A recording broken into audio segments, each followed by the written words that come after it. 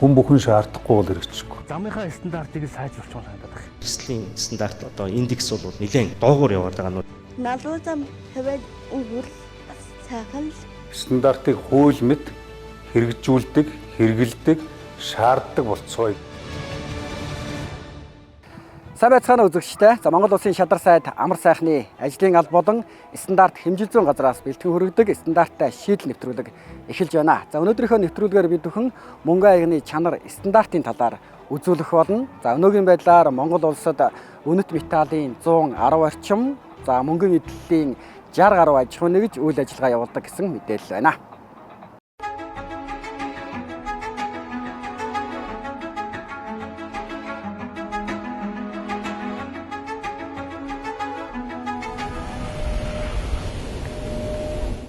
За энэ дээр баталгааны гэрчлэг байгаа юу? Энэ дээр за гэрчлэгээ харуулъя. За хяналт шалгалтаар 59 иргэд болон аж ахуй нэгж одоо тусгай зөвшөөрлгүй үйл ажиллагаа эрхэлж байгаа нь бол тогтоогдсон байна. 30 мянган төгрөгийн үнэтэй зүйлийг 4 сая 500-аас 4 сая 800-ийн үнээр танд зарчиж байгаа байхгүй юу? Чанарыг хэрхэмж байгаа бол одоо сарцын баталгаатай тийм бараа бүтээгдэхүүнийг авах нь байна. Тэгээ одоо аяга ашиглаж чадахгүй ингээл гэрт нэг илүү хог болол бараг байдаг. Мэргэжлийн үүднээс тавих хяналтууд ихээхэн суларсан.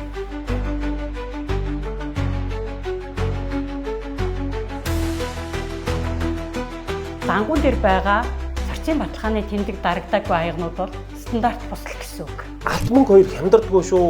Хямдарж байгаа газар дөөр идэх гэдгийг л ойлгох хэрэгтэй. Улсын ахлах байцаар чи 27 зөвлөмжийг 172 заалтын хүрээнд болно гэж өгж ажиллалаа. Бид бүх хэрэглээг стандарттайгаар нийцүүлъя л гэж яриад байгаа. Стандартын дагуу үйлдвэрлэсэн мөнгө аяганд дор хаяж 85 г мөнгө орсон байх ёстой. Гэтэл худалдаанд гарсан энэ мөнгө аягийг задлаад үзэхэд за нөгөө стандартын 85 грамда хүрэхгүй бүр одоо 3.1 гэж хэлж болохоор 32 г мөнгө орсон ийм аяг бол үйлдвэрлэгдэж байгаамаа. Тэгэхээр иргэд юун дээр анхаарах ёстойг нэвтрүүлгээс үзэгч та бүхэн хүлээн авч үзээрэй.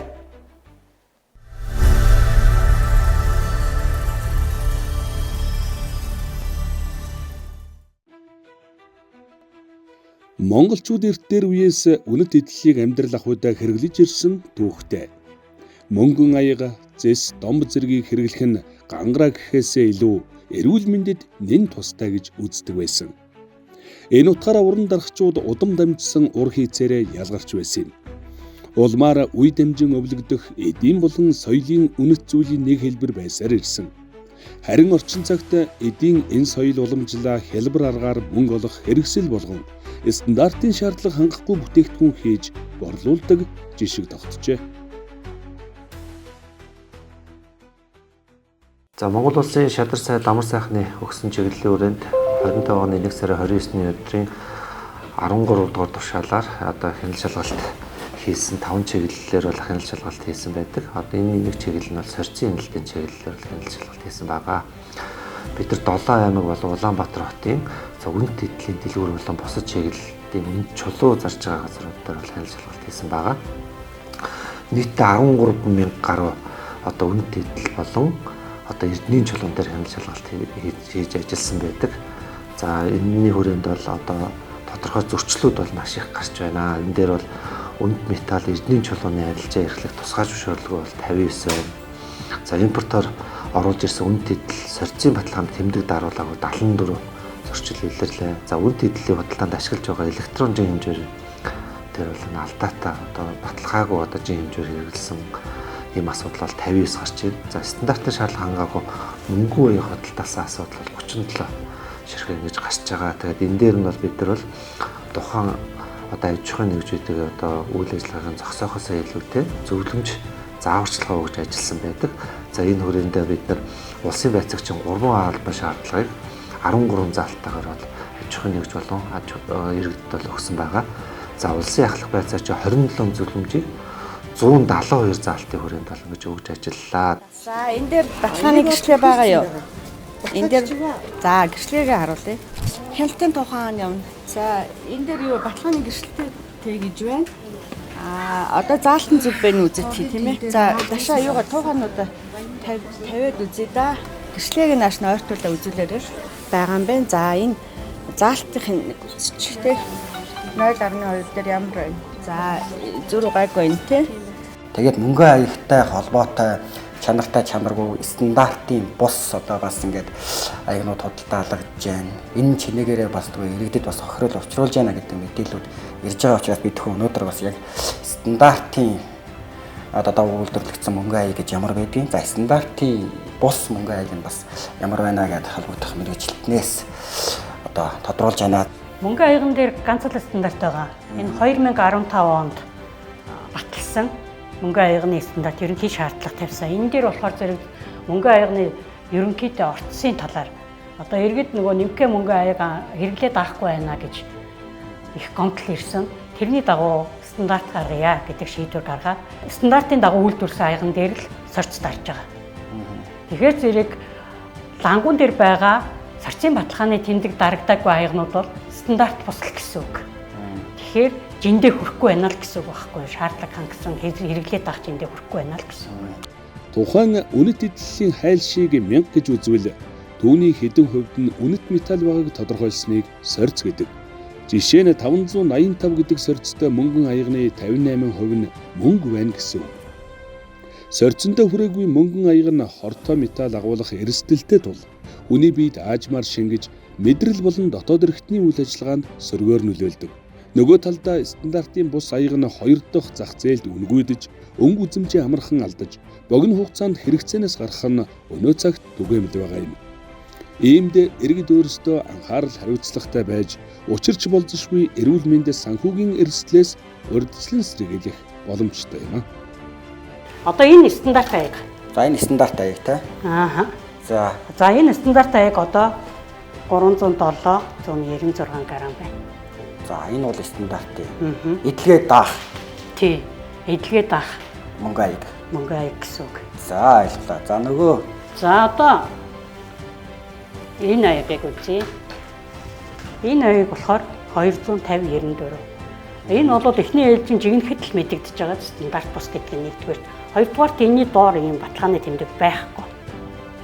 За. Манай сорцын баталгааны тэмдэг байхгүй. Үйлдвэрийн баталгааны тэмдэгч байхгүй байгаа байхгүй. Ямар ч тэмдэг байхгүй. Энэ аягны доор болохоор одоо энэ бол үйлдвэрийн барааны тэмдэг. Энэ бол манай сорцын баталгааны тэмдэг. Тэгэхээр энэ тулгаан аяган дээр бол аюул тод харагдана. Хүмүүс эсвэл одоо лангуун дээр эсвэл томруулдаг шилээр томруулбал шууд тоон тод харагдана. Оржин нэг мөнгө аяг зүгээр нэг шоколадны цаас шиг юм байсан шүү дээ. Тэгэхээр сэрцэн яаж зэн сайн мэддэг юм аа. Бариад үзэхээр гайгүй юм шиг болохоор нь л тэгээд авсан. Тэрнээс биш тэр нөгөө байга мөнгө олсон бодоод ингэж байхад мэдээж хөнгөл байх та тийм ээ. Үнэт металл шүү дээ. Ямар нэгэн газар ингээ магадгүй барьцаанд явах шаардлага гаруулдаг чи үнэлэгдэх ёстой хөрөнгө юм багхгүй юу? Гэтэл нэг удаа би ингээд мөнгө аяга аваачаад ламбардан дээр ингээд үзүүлж ирсэн багхгүй юу? Тэгсэн чинь эн чинь бол угаасаа авахт үнэлгээнд ордгоо ийм зүйл байд юм аа гэхээр тэр бол худалдаж авд хүнд өгөх тийм шаардлагатай зүйл бол ерөөсөө биш санагдсан. Сорцыг хардаг. Нэгдүгээр хоёрдугаар нь грамыг хардаг. Гэхдээ нөгөө баталгаатай газараас авахгүй бол баталгаагүй газараас авч хэрэггүй. Гудамжинтраас ерөөс авалтгүй шүү дээ. Нөгөө худалдаж байгаа хүн л юу гэж ярьсан яг тэрэнд нь л итгэл авсан да. Ер нь бол. Тэгээ одоо аяга ашиглаж чадахгүй ингээл гэрт нэг илүү хог болол баг байдаг. Мөнгө аяа болгоныг сорцтой болгомоор байгаа. Сорц байхгүй учраас л хүн итгэж авахд өрхөлж чадсан шүү дээ. Бид бүх хэрэглээг стандарттайгаар нийцүүлээ л гэж яриад. Тийм учраас стандарт хэмжилт зүүн газрын бодлогыг илүү чанарлуу чиглэсэн байхаар хүний аюулгүй хэрэглээр чиглэсэн байхаар байхгүй болвол манай одоо улсын салбар бүрт харилцан уялдаа холбоо хамтын ажиллагаа тэр дундаа мэрэгжлийн үүднээс тавих хяналтууд ихээхэн суларсан. Арга хэмжээг бол бодлогын хэмжээнд за тэгээ салбарын төвшөнд асуудлуудаа засгийн газрын хэмжээнд уялдуулж шийдвэрлэх ёстой байна. Шадар сайдын эрхлэх асуудлын хүрээнд бол стандарт хэмжилт зүүн газар байдаг учраас шадар сайдын одоо албан тушаал ажлын албаны одоо зүгээс энэ дээр анхаарч байгаа. Шадар сайдын зүгээс төдийгүй хувийн зүгээс гэсэн стандартаар онцгой анхаарал хандуулж байгаа учраас бид энэ бүтээгдэхүүний одоо асуудлуудыг онцгой анхаарч байгаа. Сая манай одоо ажлын хэсэг хөдөө орон нутагт ажилласан. Стандартын аяганд одоо энэ дотор аягны дотор гэж байгаа. Энэ дотор бол доотлол нь 42 грамм байх ёстой. Энэ ёроол болохоор 43 грамм байх ёстой гэх ингээд заасан байгаа. Нийтдээ нийт аяганд 85 грамм цагаан мөнгө орсон байх ёстой. За энд тэгвэл хэд орсон байж шалгаад үзэж болох уу? Тэгье. За тэгье. За тэгэхээр үзэгчдээ энэ стандартын бус аяг гэж байгаа тэгээд 85 грамм орсон байх ёстой гэж юм. Тэгэхээр энийг задлаад үзүүлье тийм ээ.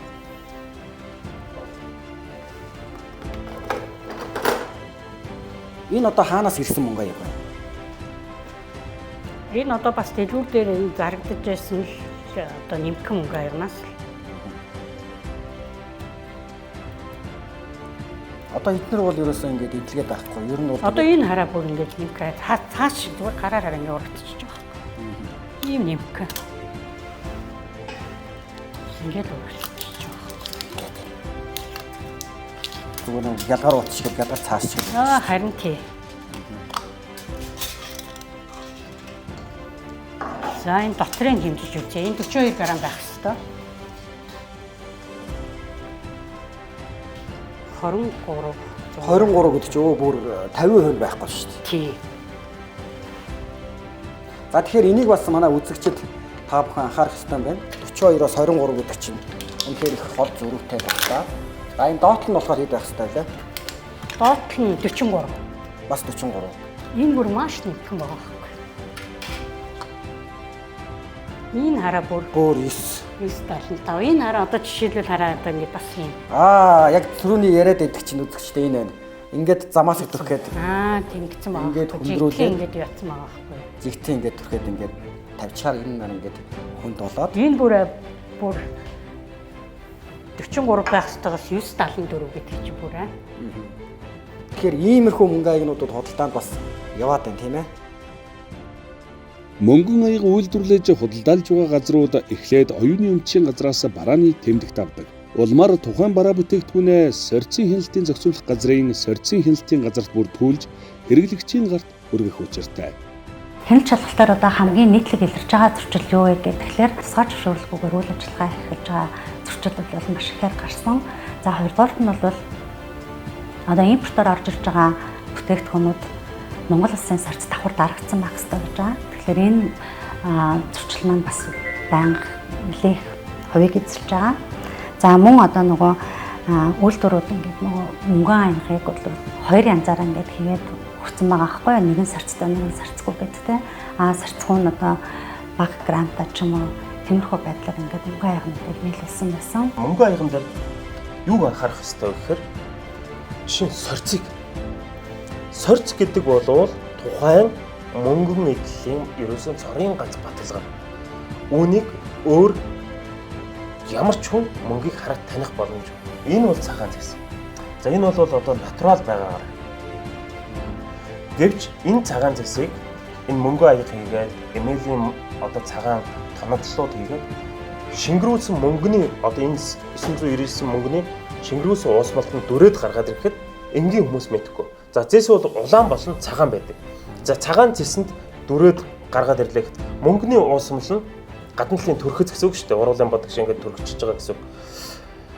Мөнгөний уусмал нь арилсан ч цаанаас нь ижилхэн өнгө гарч ирэх учраас хүмүүс мэддэггүй. Мэдгүй. Нэгсэндээ цагаан зэс бол 1 кг нь 30 мянга. Гэтэл энэ цагаан мөнгө өөрөө харахад ижилхээр энэ 4 сая 500 1 кг нь одоо бараг 5 сая өгч байна. 30 мянган төгрөгийн үнэтэй зүйлийг 4 сая 500-аас 4 сая 800-ийн үнээр танд зарчиж байгаа байхгүй. Мэдээж стандартын сорьц гэдэг зүйлийг ярьсны хувьд энэ сорьцыг цагаан зэсэн дээр тавьдгүй л байхгүй. Он гарсаар үнэт металл эрдэнийн чулууны арилжаа эрхлэх тусгай зөвшөөрлгүй 60 орчим импортоор оруулж ирсэн үнэт эдэлд сорьцын баталгааны тэмдэг даруулаагүй 70 гаруй. Стандартын шаардлага хангаагүй мөнгөн аяг худалдаалсан 40-хан зөрчил илэрснийг нэвтрүүлгийн эхэнд стандарт хэмжил зүүн газрын дарга Батбаатар хэлсэн. Цаашид сорьцын хяналт шалгалтыг хэрэгжүүлэх, төрийн хяналт шалгалтын үр нөлөөг дээшлүүлэх, хувийн хэмжлийн үйл ажиллагааг дэмжих зэрэг олон талт хамтын ажиллагааны зохицуулалтыг хэрэгжүүлж ажиллагажээ.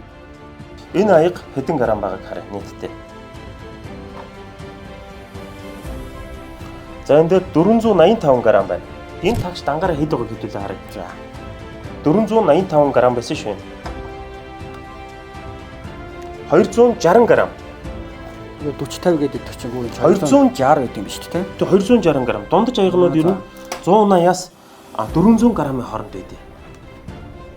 Тэгэхэд 485-аас 85-аас хастаг нь 260. Хастаг нь 260 грамм. Бодит металл нь 225 грамм гэсэн үг байхгүй. Мөнгө нь орсон мөнгө нь энэ одоо энэ мөнгө аягны мөнгө нь 225-ыг ланд шилжүүлнэ.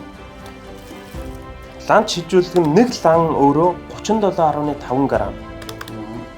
37.5-даа шилжүүлэхээр энэ дээр 6.2 лам мөнгө орж ил гэсэн үг. 6 лам мөнгө. Тэгэд 6 лам мөнгө өнөөдрийн зах зээлийн яг өнөөдрийн мөнгө маргааш өөрчлөгдөн нөгөөр өөрчлөгдөн 175 мянга байгаа. Тэгэхээр энийг үржүүлэх нь 175 мянгаар үржүүлээд сая 96 мянган төгрөгийн материал байна. Үүн дээр ажлын үс гэдэг зүйл нэмэгддэг. Тэгээ энэ бодтой. Тэнгүүд хүмүүс энийг танд юу гэж хэлдэг вөхөр 3 сая. За би танд 50% хямдруулаад сая 500 өгье. Угтаа өөрийнх нь үн сая 500 байхгүй юу? Угсарсан зүйлийг задарч үзэхгүй худалдаа авчийн сул талыг ашиглаад грамм дээр худлаа дандаа тоглолт юм. Эргээд одоо нөгөө мөнгөн аяга авахтаа хэд хэдэн зүйлийг харах нь шүү дээ. Тэгэхээр нэгдүгээр тухайн байгууллагын дарц байх нь байна. Хоёрдугаар сарцын баталгааны тэмдгэн байх нь байна. Мөн одоо цаашлаад тухайн одоо нөгөө худалдан борлуулагчийн тусгай зөвшөөрлийг үзэх хэрэгтэй. Мөн одоо нөгөө сорилын үр дүнгийн хуудсыг нь бас үзэх шаардлагатай байгаа. Стандартчлал техникийн зохицуулалт тохирлын үнэлгээний итгэмжлэлийн тухай хуулийн шинжилсэн найруулгын төслийг энэ намрын чуулганаар хэлэлцэнэ. Хуулиар чанар стандартын шаардлага хангасан бүтээгдэхүүнийг зах зээлд нийлүүлэхэд эргэн хуулийн этгээдийн эрх үүргийг тодорхой зааж стандартын хэрэгжилтэд зөвхөн төрөөс хяналт тавих бус эргэн үйлдвэрлэгч, нийлүүлэгч бүх талын оролцоог хангахаар зохицуулжээ. Цаашдаа бол энэ үнд эдл одоо энэ эрдэнийн чулууны чиглэлийнх одоо бодлогын асуудлыг бол арай өөр төвшөнд авч үзэхгүй бол одоо сорьцын улсын ахлах байцаагч болон байцаагч нар маань одоо эрхцэн үед бол чадваргүй байгаа тийм асуудал гарч байгаа. Энэ дээр ямар асуудал гарч байна вэ гэхээр зөрчлийн тухай хуулийн 7 дугаар бүлгийн одоо 11 дугаар заалт дээр өнд металл эрдэнийн чулууны сорьц чанарыг тогтоолох эсвэл бүртгүүлэх журам зөрчсөн бол иргэнийг одоо 300 нэгчтэй тэнцвэрээр ингээд торгоно гэсэн заалтаа боловч зөрчил шалгаж шийдвэрлэх тухай хууль дээр улсын энэ эрхийг бол зөвхөн геолог уулуурхаан хяналтын улсын байцаагчид одоо шалгаж шийдвэрлэх юм эрх зүйн одоо зөрчилтэй юм асуудал гарч ирж байгаа. Тэгэхээр энэний асуудлыг одоо яаж шийдвэрлэх вэ гэхэд стандартын техникийн зохицуулалт тохирлын үнэлгээний итгэмжлэлийн тухай хууль дээр одоо манай сорьцын хяналтын улсын байцаагчийн эрх зүйн зохицуулалтыг одоо нэг талд нь гаргаж одоо энэ нийтлэг зөрчлүүдийг одоо улсын байцаагч бол тодорхой хэмжээгээр арга хэмжээ аваад явах тийм санкцын хуулийн дээр бол тусгаж өгч байгаа бол онцлог байна. Стандарт хэмжил зүй гэдэг энэ одоо бидний амьдралын болохгүй хэмжээ заагийг тогтоож өгч яадаг энэ стандартчлалын асуудал. Нэгдүгээрт одоо эзэнгүүдэж ирсэн. Хоёрдугаар төрийн бодлогоос гадуур явж ирсэн гэж хэлж байна. Тийм учраас өнөөдөр бүх салбарт одоо тийм эмх цэгцгүй, эренб дараагүй, их заахгүй, худалдаа үйлчилгээ, бараа бүтээгдэхүүн, аливаа одоо ажил үйлчилгээ бид процесс эхлээд бүх зүйл ингээд нэг тийм эмх цэгцгүй, ондоо сандуу айсыг болсон. Нөгөө талаараа бол хэмжил зүй гэдэг бол шинжлэх ухааны үндэс. Тэгээ энэ чухал одоо салбаруудаа бид нэр төрийн бодлогынхоо төвд авчирч дээрээс нь төрийн одоо бодлогоор хэрэгжүүлэх гэж байгаа стратегийн доктортой хөгжлийн одоо стратегитэйг нийцүүлж энэ одоо хууль эрх зүйн орчныг шинжлэх, сайжруулах асуудлуудыг хийхгүйгээр бид том бодлого тодорхойлж баахан бичиг баримт батлаад тэгээд зорилготой хүрэх боломж нь хязгаарлагдвал байгаа. Тэр нь юу вэ? Тэр өсөө стандарт хэмжил зүйн тохирлын үнэлгээ гэдэг энэ хөгжлийн бодлого хөгжлийн цэг хоёрын одоо дунд холбосон энэ гүүр байхгүй учраас ажил эзэнгүүдж байна. Аливаа асуудлууд бас одоо орхигдож байна. Үндслэл тооцоотоо нөхөр судалгаанууд хийгдэхгүй байна. Тэгээд түүнээс үүдсэн одоо аюулгүй орчин нөхцөл маш их одоо бий болж байгаа учраас энэ асуудал дээр одоо бид анхаарал хандуулахаас өөр аргагүй юм байна үсэ. Хуулийн төсөл батлагдсанаар стандартыг хэрэглэх, хэрэгжүүлэх тогтолцоо боловсронгуй болж олон улсын нийтлэг жишгт нийцснээр дотоодын бүтээгдэхүүн үйлчилгээний чанар стандартыг олон улсад зөвшөөрөх, гадаад худалдаа экспортыг хөнгөвчлөх нөхцөл сайжирна. Түүнчлэн стандартын хэрэгжилт хангагдаж, хүн амын эрүүл аюулгүй орчинд амьдрах эрх хангагдана.